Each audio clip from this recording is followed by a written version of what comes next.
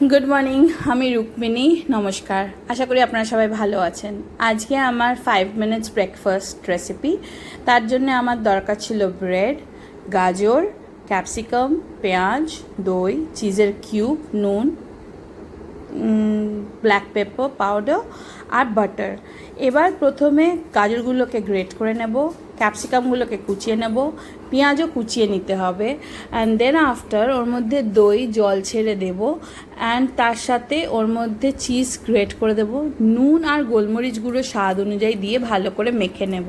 এবার ব্রেডের মধ্যে হালকা একটু বাটার ব্রাশ করে নিয়ে ওর মধ্যে এই স্যান্ডউইচের স্টাফটা দিয়ে তাওয়ায় ভালো করে সেঁকে নেব। চাইলে আপনি বাটার দিয়েও সেঁকতে পারেন, ইয়া তো আপনি বিনা বাটারেও সেঁকতে পারেন, অপশন ইজ ইয়ার্স।